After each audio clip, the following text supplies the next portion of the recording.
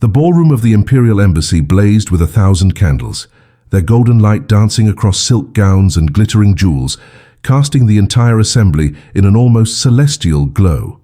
It was the most important social event of the London season, a night where every titled family in England had gathered to witness history itself, the first official visit of His Imperial Majesty Alexander Constantine Volkov, Emperor of Ravenskar, to the court of St. James.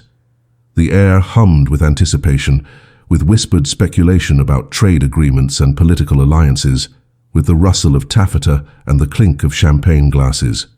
And there, standing alone near the towering marble column at the edge of the dance floor, her gloved hands clasped tightly together to stop their trembling, stood Eleanor Hartley, invisible in plain sight, watching her final hope crumble to dust before her very eyes.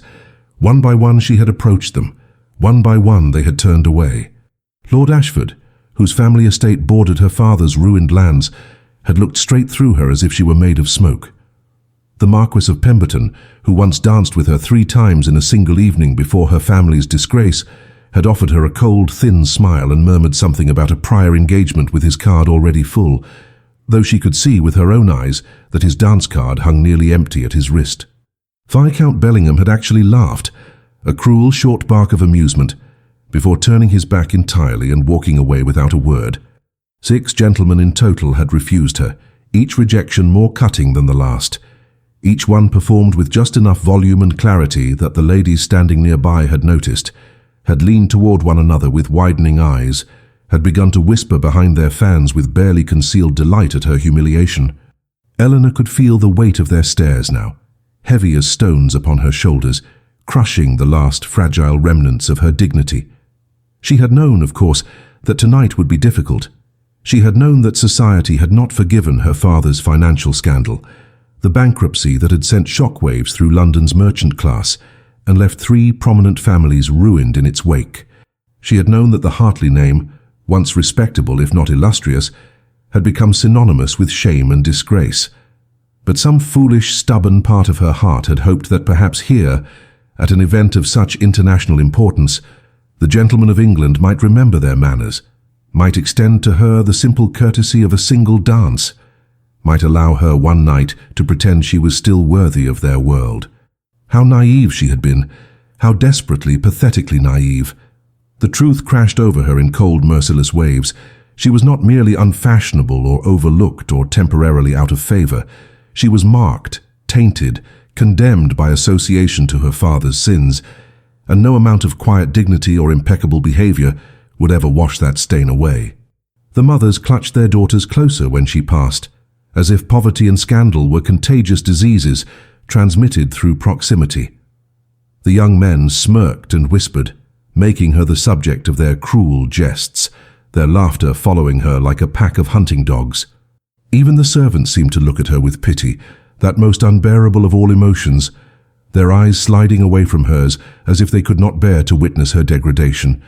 She had come tonight because her aunt, the only family member still willing to acknowledge her existence, had insisted that she must not hide, must not give society the satisfaction of seeing her retreat into shadows and obscurity. She had come because some part of her, the part that remembered being a carefree girl of 17, who loved to dance and dreamed of romance, still yearned to belong to this glittering world. She had come because she had told herself that her inner worth, her intelligence and kindness and strength of character, must count for something, must eventually shine through the darkness of her circumstances. But standing here now alone and unwanted, while all around her couples whirled across the floor in perfect synchronization, she understood with devastating clarity that inner worth meant nothing in a world that valued only appearances, connections, and gold. What Eleanor did not know, could not possibly have known as she blinked back the burning tears that threatened to spill down her cheeks and destroy what little composure she had left, was that she was not invisible to everyone in that magnificent ballroom. High above the crowd, standing in the shadows of the ambassadorial gallery where he had retreated to escape the suffocating obsequiousness of the English court, a man with eyes the color of winter storms had witnessed every single rejection. And those eyes, belonging to the most powerful sovereign in Eastern Europe, had narrowed with an emotion that looked remarkably like cold, calculating rage.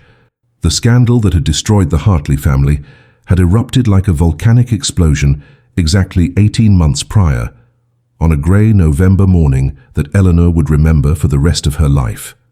Her father, Viscount Hartley, had been a kind man but a foolish one, too trusting and too eager to prove himself among the sharks of London's financial elite.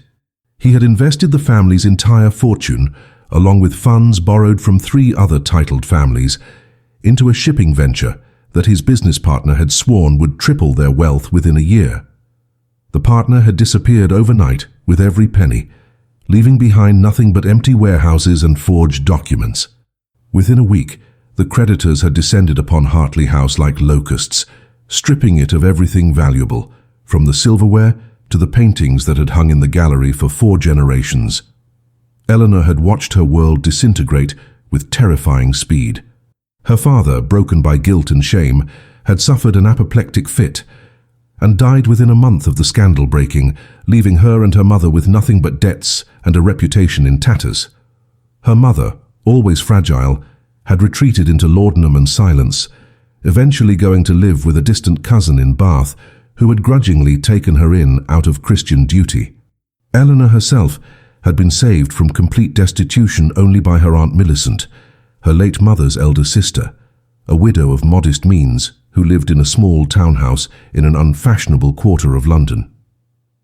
Aunt Millicent had offered Eleanor a home, but she had also been brutally honest about the future that awaited her niece: no fortune, no prospects, and a name that would forever be associated with financial ruin and betrayal.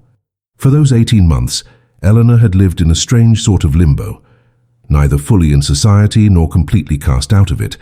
Aunt Millicent still received invitations to certain events, particularly those with diplomatic or international significance, where the guest lists were drawn up by protocol officers rather than by society matrons.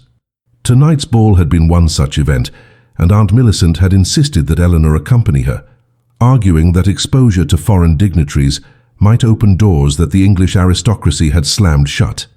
Eleanor had agreed, not because she believed her aunt's optimism, but because the alternative was sitting alone in their cramped townhouse, reading books by candlelight and wondering if this half-life of genteel poverty was all that remained for her. She had not expected kindness tonight, but she had hoped for indifference, for the ability to blend into the crowd and observe the spectacle without becoming part of it. Instead, she had become the evening's entertainment, the cautionary tale whispered about between dances, the object lesson that mothers would use tomorrow to warn their daughters about the importance of marrying well and avoiding scandal at all costs. She could already hear the conversations that would take place over breakfast tables across Mayfair, the gleeful recounting of how poor, pathetic Eleanor Hartley had been rejected by every gentleman who approached her, how she had stood there like a beggar, hoping for scraps of attention that would never come. What made the humiliation almost unbearable was that Eleanor could remember a different time, a different version of herself. She had made her debut at 17 before the scandal, and while she had never been a diamond of the first water, she had been pretty enough, accomplished enough, pleasant enough to attract attention from several respectable suitors. She had danced at Almack's, had received flowers and poetry, had believed that her life would unfold according to the normal pattern of her class: a suitable marriage, children, a comfortable existence, managing a household and hosting dinner parties. That girl seemed like a stranger now, a naive ghost from another lifetime. The woman standing alone by the marble column tonight knew better than to dream of such ordinary happiness. She knew that her value in society's eyes had been calculated and found wanting, and that no amount of virtue or dignity would ever restore what her father's mistakes had taken away. Alexander Konstantin Volkov had not wanted to come to London. The Emperor of Ravenscar, a man who commanded armies numbering in the hundreds of thousands and ruled over territories that stretched from the Baltic Sea to the borders of the Ottoman Empire, had little patience for the elaborate rituals of English high society. He had arrived in Britain 3 weeks earlier, with a delegation of ministers and advisers, tasked with negotiating a crucial trade agreement that would open English ports to Ravenscar's grain exports and secure British naval support against potential Russian expansion. The negotiations had been tedious and frustrating, hampered by the arrogance of English lords who seemed to believe that their small island nation was the center of the civilized world and that any foreign power should feel honored by their mere attention. Tonight's ball had been organized as a gesture of diplomatic hospitality, but Alexander had found it suffocating from the moment he arrived. The English nobility had swarmed around him like bees around honey, the ladies simpering and blushing, the gentlemen boasting about their estates and their hunting prowess, all of them performing an elaborate dance of deference that felt hollow and transactional. They bowed and curtsied and called him "Your Imperial Majesty" with perfect pronunciation, but he could see the calculation in their eyes, the way they assessed his worth not as a man, but as a political asset, a connection to be exploited, a name to be dropped at their next dinner party. It reminded him too much of his own court back in Ravenscar, where every smile concealed a dagger and every compliment hid an agenda. He had retreated to the gallery to escape the crowd, intending to observe for a polite interval before making his excuses and returning to his apartments. From his elevated vantage point, he could see the entire ballroom spread out below him like a living painting, all swirling colors and synchronized movement. The orchestra played a Viennese waltz, and couples glided across the polished floor with practiced elegance. It was beautiful in its way, he supposed, this carefully choreographed display of wealth and breeding, but it was also deeply artificial, a performance where everyone played their assigned roles and genuine emotion was considered vulgar and inappropriate. And then his gaze had landed on her. At first, she had simply been another figure in the crowd, a young woman in a pale blue gown that looked slightly out of fashion, standing near one of the marble columns. But something about the set of her shoulders, the way she held herself with such careful dignity, despite being obviously alone, had caught his attention. He had watched as she approached a gentleman, had seen the brief flash of hope in her posture, and then had witnessed the man's dismissive refusal. Alexander had assumed it was an isolated incident, perhaps a personal disagreement or a prior commitment. But then she had approached another gentleman and another, and with each rejection he had felt something cold and sharp unfurl in his chest. By the sixth refusal, Alexander understood what he was witnessing. This was not merely a woman having an unlucky evening. This was a deliberate, coordinated campaign of social cruelty, a public execution carried out with smiles and polite words instead of ropes and scaffolds. He could see the other guests watching her now, their faces alight with malicious pleasure, feeding on her humiliation like vultures on a carcass. And the young woman herself, standing so very still by that column with her hands clasped together, her chin lifted in defiance even as her eyes betrayed her devastation, struck him as the most dignified person in that entire glittering ballroom. In a room full of peacocks preening and performing, she alone seemed real, her pain honest and unvarnished, her courage all the more remarkable for being utterly unrewarded. Something ancient and protective stirred in Alexander's chest as he watched the young woman stand there, absorbing blow after social blow with a composure that would have done credit to a soldier on a battlefield. He had seen men break under far less pressure than what she was enduring, had watched seasoned warriors crumble when faced with public shame and ridicule. Yet this slip of a girl, alone and defenseless in a room full of enemies, refused to run, refused to weep, refused to give them the satisfaction of seeing her completely destroyed. There was steel beneath that pale blue silk, a core of strength that reminded him uncomfortably of someone he had lost long ago, someone whose memory still had the power to make his carefully guarded heart contract with old, familiar pain. Alexander's first wife, Ekaterina, had possessed that same quality of quiet, unshakable dignity. She had been a minor princess from an impoverished branch of the royal family, chosen for him by his ministers because she was politically convenient and strategically insignificant, expected to produce heirs and otherwise remain invisible. But Ekaterina had been so much more than the decorative figure his court had anticipated. She had been intelligent and kind, with a gentle strength that had slowly, gradually begun to thaw the ice around his heart, ice that had formed during a childhood spent watching his own father execute perceived traitors and learning that trust was a luxury emperors could not afford. For 3 years she had been his companion, his confidant, the one person in his vast empire who seemed to care about the man beneath the crown. And then she had died, bringing their stillborn son into the world, her lifeblood soaking into white sheets, while the best physicians in Ravenscar stood helpless and useless around her bed. That had been 5 years ago, and Alexander had sworn he would never allow himself to feel that vulnerable again. He had buried his grief beneath duty and work, had taken mistresses who understood that his body was available, but his heart was permanently closed, had built walls around himself so high and thick that even his closest advisors could not penetrate them. He had become exactly what an emperor should be: cold, calculating, untouchable, a force of nature rather than a flesh and blood man with weaknesses and wounds. And he had been content with that existence, or at least resigned to it, accepting that loneliness was the price of power, and that emotional connection was a danger he could no longer afford. But watching this unknown woman suffer at the hands of these preening, cruel aristocrats, something cracked in those carefully constructed walls. Perhaps it was because she reminded him so viscerally of Ekaterina, that same combination of fragility and strength, that same refusal to be diminished by those who underestimated her.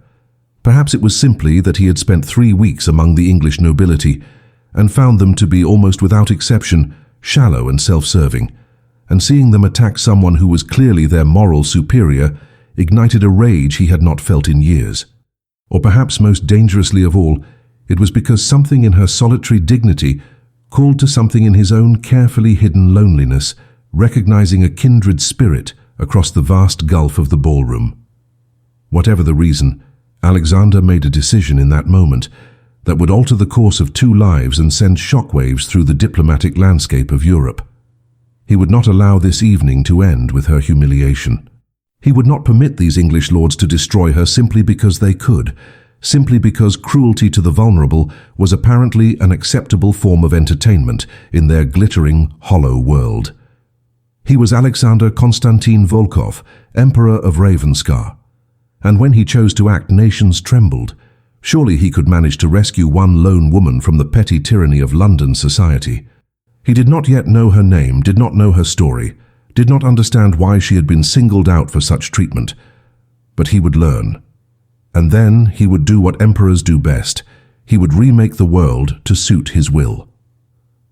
Alexander descended from the gallery with the deliberate, unhurried pace of a man accustomed to having the world rearrange itself around his presence.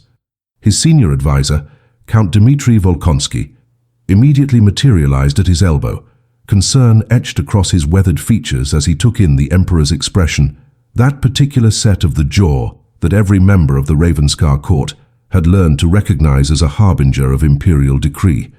The emperor spoke quietly, his words clipped and precise, gesturing toward the young woman still standing by the marble column.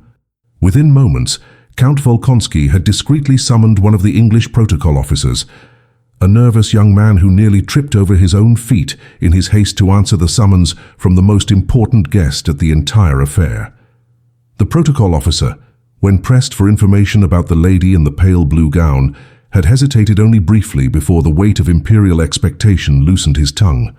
He revealed everything: the Hartley scandal, the father's disgrace and subsequent death, the family's spectacular fall from respectability, and most damningly, the whispered consensus among London society that Eleanor Hartley was to be shunned, ignored, treated as a cautionary tale rather than a marriageable young woman.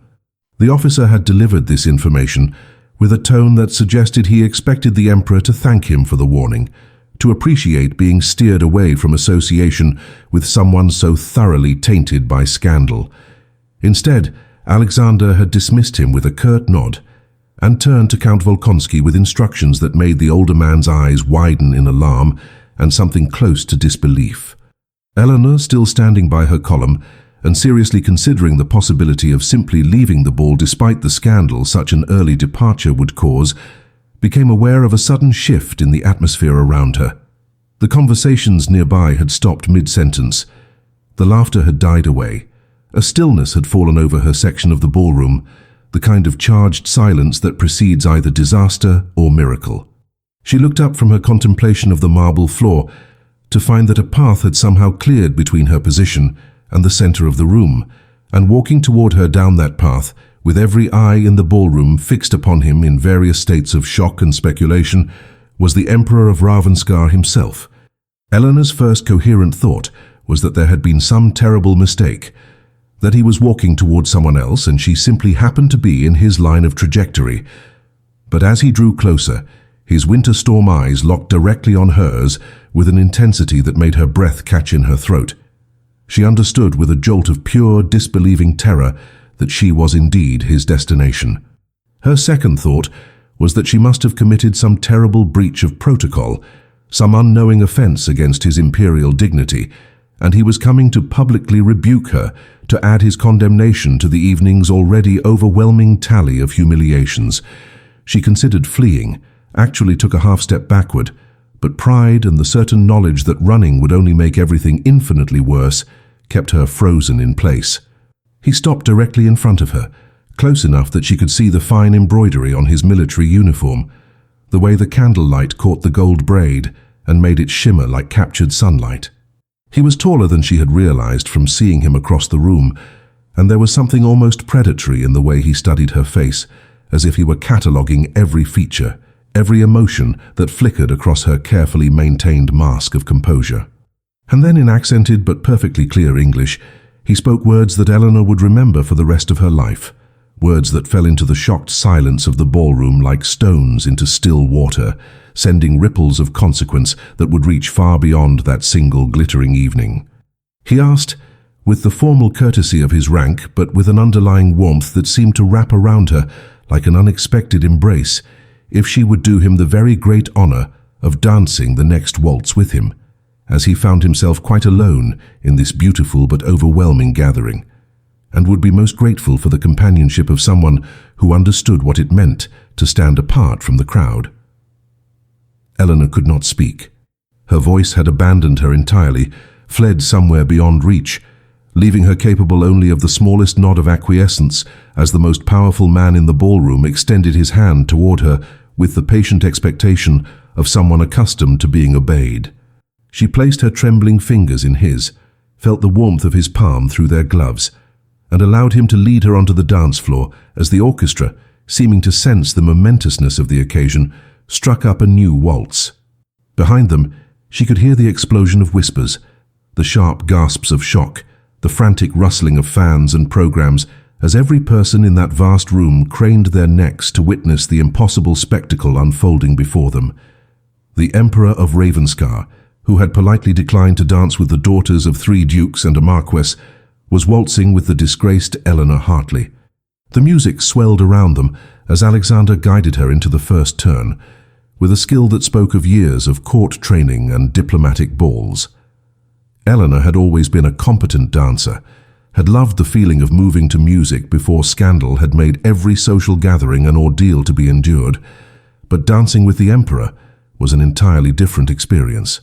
He led with absolute authority, his hand firm at her waist, his movement so precise and confident that she found herself following effortlessly, her body responding to his guidance before her mind could catch up. They glided across the floor in perfect synchronization, and for the first time in 18 months, Eleanor felt something other than shame and grief. She felt seen, truly seen by someone who had chosen to look at her when everyone else had turned away. She dared to glance up at his face as they swept past the section where the English lords who had rejected her stood in various poses of slack-jawed astonishment. The Emperor was not looking at them, was not acknowledging their existence at all. His entire focus was on her, his expression one of calm concentration, as if she were the only person in the entire ballroom worthy of his attention. There was something almost protective in the way he held her, in the slight tightening of his hand at her waist when they passed particularly close to clusters of whispering spectators, as if he were shielding her from their judgment with nothing more than his presence and his rank. Eleanor had spent so long being invisible, being deliberately overlooked and dismissed, that having someone of his stature look at her with such focused intensity was almost overwhelming. As they danced, he began to speak to her in low tones that only she could hear, his voice a deep rumble that seemed to resonate in her very bones. He told her that he had observed her earlier, had witnessed the treatment she had received, and wished her to know that the cruelty of small-minded people reflected upon their character, not hers. He said that in his experience, those who suffered unjust persecution often possessed depths of courage and integrity that the comfortable and privileged could never comprehend. He spoke of his own isolation, of how lonely it was to stand at the pinnacle of power surrounded by thousands, yet truly known by none, of how he recognized in her that same quality of dignified solitude. His words were not flirtatious or practiced, not the smooth compliments of a practiced seducer, but rather the careful observations of someone who understood pain and recognized it in another. Eleanor found herself responding, her voice barely above a whisper, telling him things she had never articulated to anyone, not even to Aunt Millicent, who had been so kind. She spoke of the suffocating weight of her father's mistakes that had become hers to carry despite her complete innocence. She described the peculiar torture of being erased from a world she had once belonged to, of watching former friends cross the street to avoid greeting her, of seeing mothers pull their daughters away, as if she carried some contagious moral disease. She confessed her fear that this half-life would be her permanent reality, that she would spend her remaining years as a ghost, haunting the edges of society, always visible but never acknowledged, always present but never permitted to truly participate.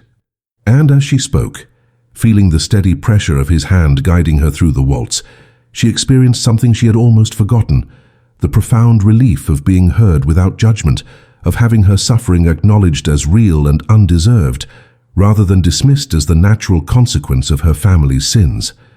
The waltz ended far too soon, though in reality it had lasted the standard 3.5 minutes that protocol demanded. When the final notes faded into silence, Alexander bowed over Eleanor's hand with the formal courtesy of his station, but his eyes held a warmth that seemed to promise this would not be their last encounter. He escorted her back to where Aunt Millicent stood, her face frozen in an expression caught somewhere between terror and euphoria, and thanked Eleanor for the dance with words carefully chosen to be proper yet personal. Then he returned to his diplomatic entourage, leaving behind a ballroom that had erupted into barely suppressed chaos, every tongue wagging with speculation about what they had just witnessed, every ambitious mama recalculating her strategy, every gentleman who had rejected Eleanor earlier now pale with the dawning realization that they might have made a catastrophic political error. The remainder of the evening passed in a blur for Eleanor. Suddenly, miraculously, her dance card filled completely. Gentlemen who had looked through her as if she were invisible an hour ago now materialized at her elbow with obsequious requests for the honor of a dance. Ladies who had whispered cruel judgments behind their fans now smiled at her with transparently false warmth, angling for introductions, fishing for details about her conversation with the Emperor. Eleanor moved through it all in a state of numb disbelief, her mind still caught on the sensation of his hand at her waist, the unexpected kindness in his voice, the way he had seen her suffering and chosen not to look away. She danced with a viscount and a baron and a younger son of a duke, but none of them could compare to those 3.5 minutes with Alexander, and she knew with a sinking certainty that she would spend the rest of her life measuring every interaction against that impossible standard. What Eleanor could not have known was that the Emperor returned to his apartments that night and dismissed his advisers with unusual abruptness, wanting solitude to examine the unfamiliar emotions churning in his chest. He stood at the window of his borrowed residence, looking out over the dark sprawl of London, and forced himself to confront a truth he had been avoiding. The young woman in the pale blue gown had affected him in ways he had sworn never to allow again. It was not merely pity he felt, though there was certainly compassion for her undeserved suffering. It was recognition, the shock of seeing his own carefully hidden loneliness reflected back at him in another person's eyes. Ekaterina had been gone for 5 years, and he had convinced himself that the frozen wasteland of his heart was permanent, that he would live out his days as a functional but emotionally dead ruler, going through the motions of existence without ever truly feeling alive again. But Eleanor Hartley, with her quiet dignity and her honest pain and her refusal to be broken by circumstances that would have destroyed someone weaker, had cracked something open inside him. As he stood there in the darkness, Alexander made a decision that his rational mind screamed was foolish and dangerous and politically complicated. He would see her again. He would engineer opportunities to speak with her privately, to know her beyond the carefully controlled 3.5 minutes of a waltz. He would discover whether this connection he felt was real or merely a projection of his own loneliness onto a sympathetic figure. And if it proved to be real, if she truly was the rare soul he suspected her to be, then he would do whatever was necessary to keep her in his life, regardless of the scandal it might cause or the diplomatic complications it might create. The following days brought a whirlwind of carefully orchestrated encounters that seemed coincidental but were anything but. Alexander attended a museum exhibition he had no real interest in, because his sources informed him Eleanor would be there with her aunt. He arranged for his morning rides in Hyde Park to coincide precisely with the hours when she took her own exercise. He sent Count Volkonsky to formally request that Lady Millicent and her niece join the imperial delegation for a private viewing of the Ravenscar crown jewels, an honor that left Aunt Millicent speechless, and Eleanor increasingly convinced that she had stumbled into some bizarre dream from which she would eventually wake. With each encounter, they spoke more freely, the conversation flowing with an ease that surprised them both. He told her about Ekaterina, about his guilt at feeling something for another woman when he had failed to save his wife. Eleanor listened with tears in her eyes and told him that love was not a finite resource, that honoring the dead did not require emotional death for the living, and that perhaps Ekaterina would want him to find happiness again rather than entomb himself in permanent grief. The final diplomatic ball arrived on a cold evening, 2 weeks after their first waltz, scheduled to celebrate the successful conclusion of the trade negotiations between England and Ravenscar.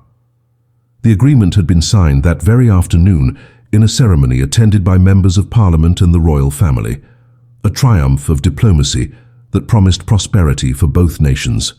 Tonight's event was meant to be a victory celebration, a glittering finale to the Emperor's visit before he departed for home in 3 days' time.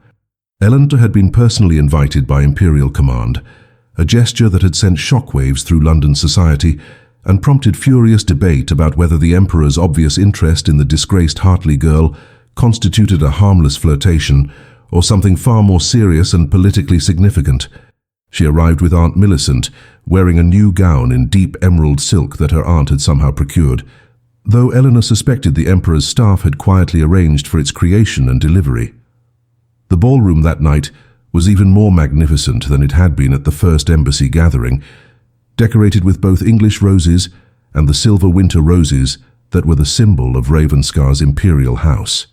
Every important person in London seemed to be present: cabinet ministers and their wives, bishops and generals, the cream of the aristocracy in their finest jewels and most elaborate gowns. Eleanor could feel the weight of their attention as she entered, the speculative glances, the whispered conversations that stopped abruptly when she passed. But something had shifted in those 2 weeks of carefully orchestrated encounters with the Emperor.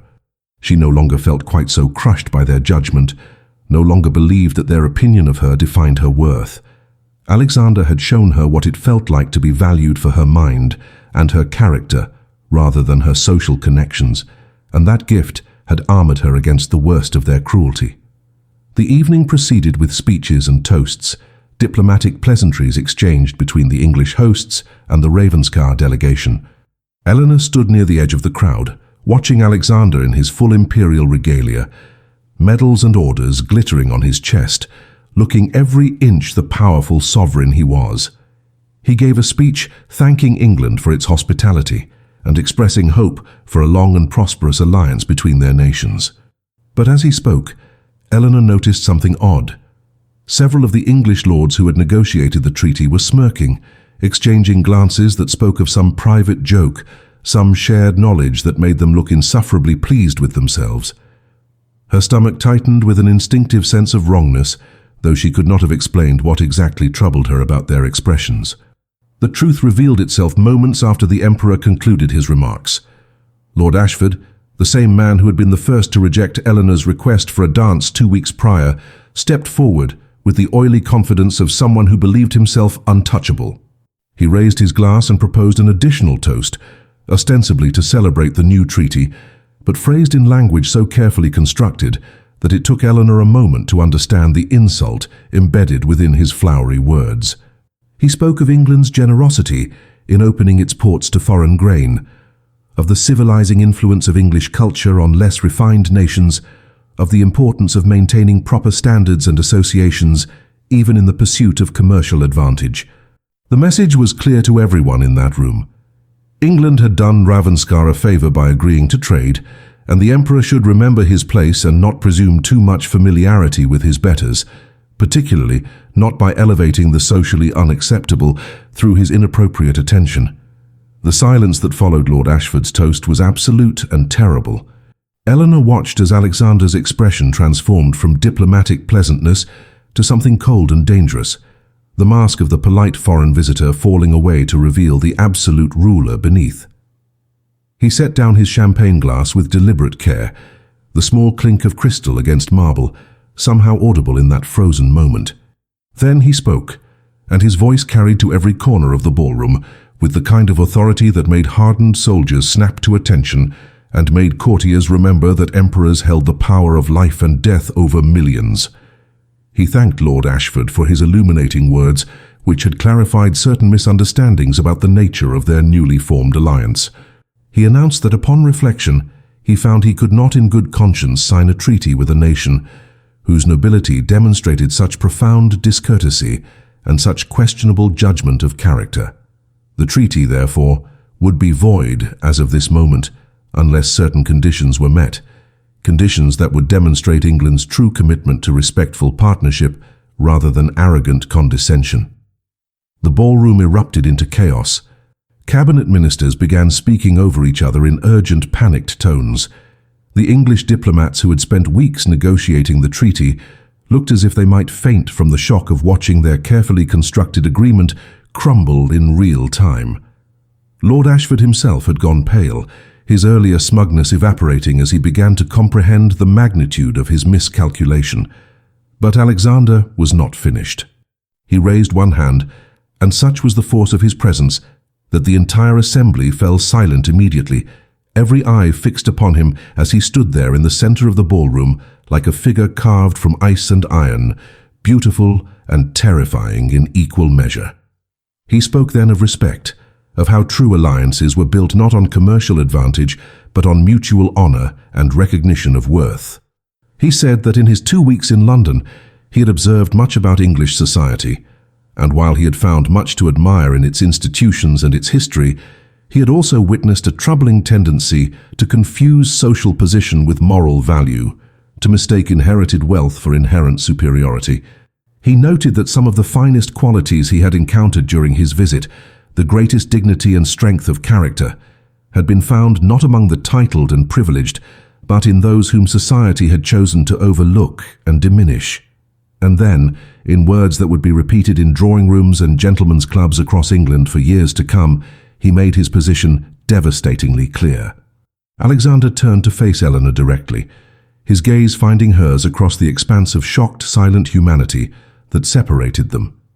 He stated, in a voice that carried absolute conviction, that he had indeed formed an attachment during his time in London, an attachment to a lady of exceptional character and grace who had been treated with shameful discourtesy by those who should have recognized her value. He declared that he would consider any continued slight or insult directed toward this lady, Miss Eleanor Hartley of the House of Hartley, as a personal affront to himself and to the dignity of the Ravenskar Empire.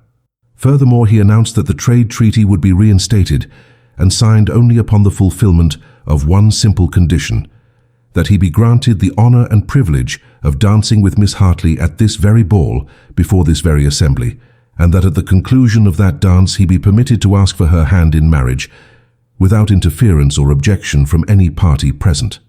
The ballroom exploded into sound once more, but this time it was not chaos, but a strange mixture of shock, outrage, and calculation. The Queen's representative, Lord Chamberlain himself, stepped forward with a face like thunder, clearly torn between diplomatic necessity and aristocratic indignation. Eleanor stood frozen, unable to process what she had just heard, her mind refusing to accept that the most powerful man in Eastern Europe had just threatened to collapse an international treaty and potentially trigger a diplomatic crisis for the sole purpose of defending her honor and securing the right to propose marriage to her. It was impossible. It was insane. It was the most romantic and terrifying thing she had ever experienced. Aunt Millicent gripped Eleanor's arm so tightly that it would leave bruises, her elderly face alight with an expression caught somewhere between vindication and absolute terror at the magnitude of what was unfolding. Around them, Eleanor could see the faces of those who had tormented her, who had rejected and ridiculed and dismissed her as unworthy of their notice. Lord Ashford looked as if he might be physically ill.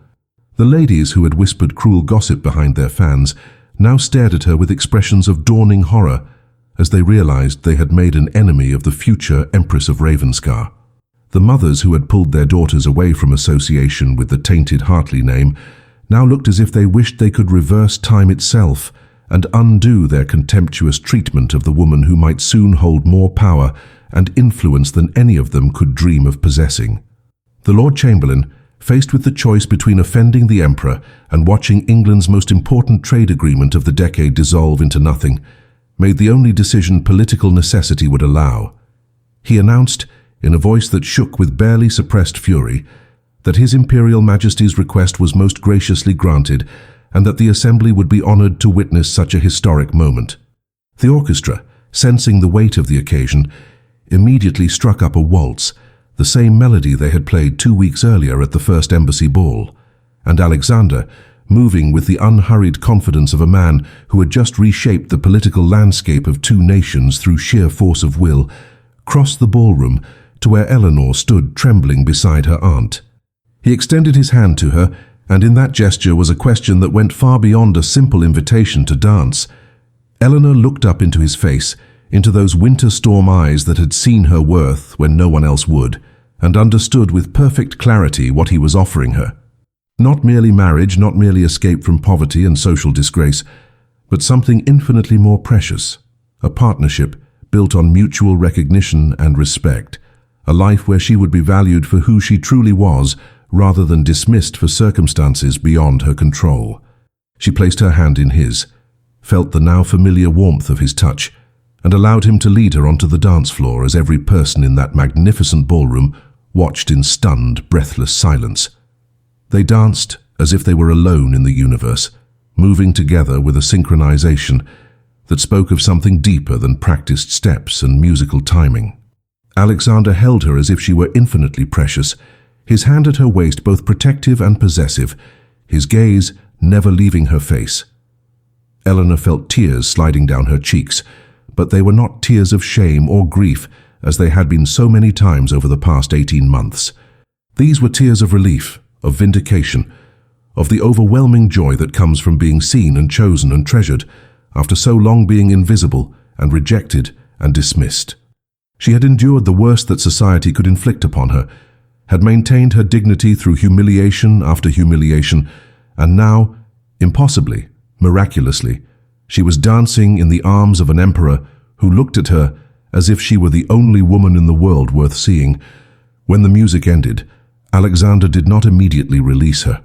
Instead, he kept her hand clasped in his and dropped to one knee right there in the center of the ballroom, a gesture so shocking that several ladies actually gasped aloud.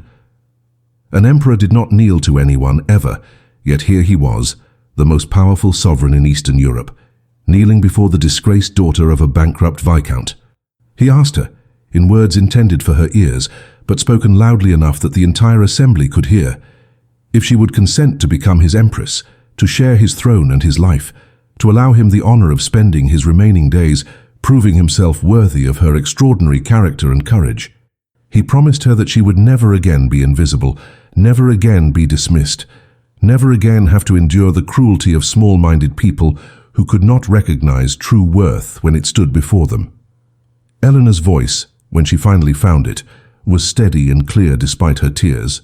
She said yes. She said yes to the impossible dream, yes to the man who had chosen her when everyone else had turned away, yes to a future she had never dared to imagine, but that now spread before her like a path lined with silver winter roses. And as Alexander rose and pulled her into an embrace that was wildly inappropriate for such a public setting, but that no one dared to comment upon, the ballroom erupted into applause that was equal parts genuine joy, political calculation, and the stunned acknowledgement that they had just witnessed something that would be talked about for generations. Eleanor Hartley, the woman no lord in London would dance with, had just become the future Empress of Ravenscar, and every person who had rejected or scorned or dismissed her would spend the rest of their lives regretting their cruelty and currying favour with the woman they had tried so hard to destroy. The wedding took place 6 weeks later in the grandest cathedral in London, a ceremony attended by royalty from across Europe and witnessed by thousands who lined the streets to catch a glimpse of the disgraced girl who had become an empress. Helena wore a gown of white silk embroidered with the silver winter roses of Ravenscar, a crown of diamonds and sapphires upon her head, and on her face an expression of such radiant happiness that even those who had once scorned her felt their hearts contract with something that might have been regret or envy, or simply the recognition of witnessing true love made manifest. The same lords who had refused to dance with her now bowed deeply as she passed, their faces carefully neutral, but their eyes betraying their desperate hope that the new empress might prove merciful enough to forget their past cruelty.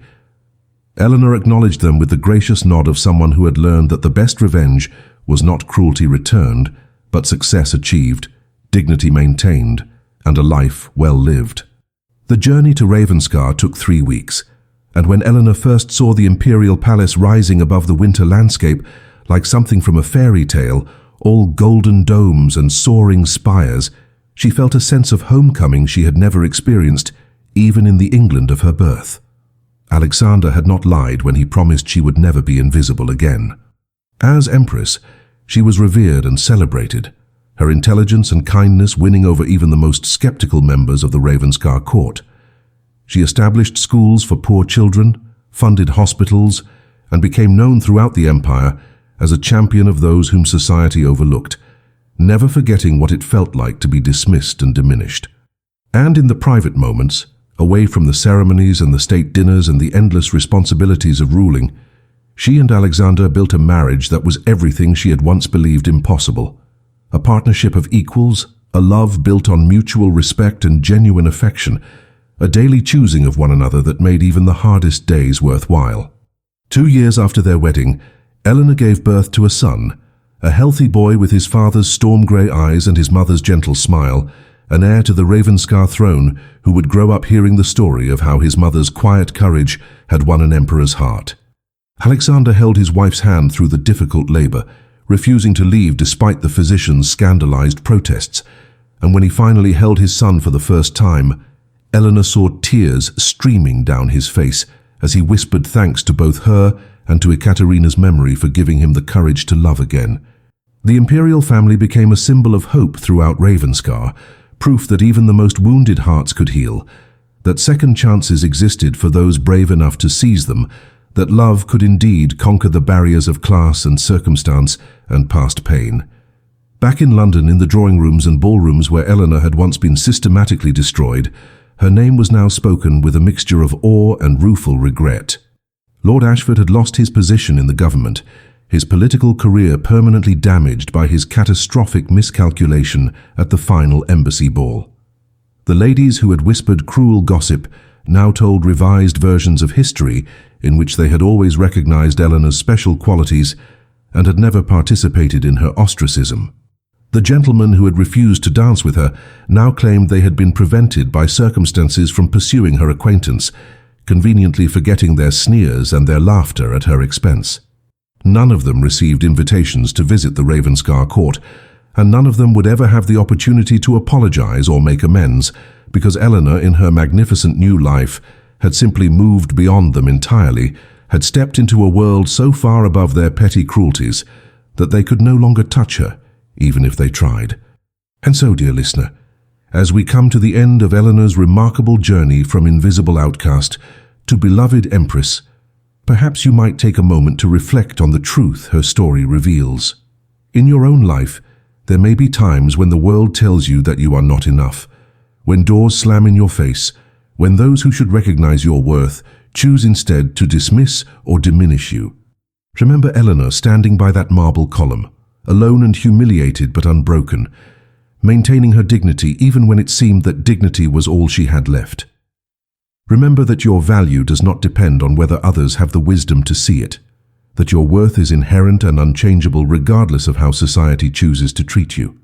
And remember too that vindication, when it comes, is sweetest not when we tear down those who hurt us, but when we rise so far above their cruelty that their opinions cease to matter, when we build lives so full of purpose and love and meaning that their rejection becomes irrelevant. Hold fast to your integrity, nurture your inner strength, and trust that somewhere, somehow, there is someone who will see you truly, value you completely, and choose you absolutely, just as you are. Eleanor's story is not just a tale from the past. It is a reminder that the courage to remain true to yourself, even in the face of rejection, is never wasted, and that the most profound transformations often begin in our darkest moments, when we decide that our own opinion of ourselves matters more than the world's judgment. May you find your own vindication, your own recognition, your own love that sees beyond the surface to the extraordinary soul beneath.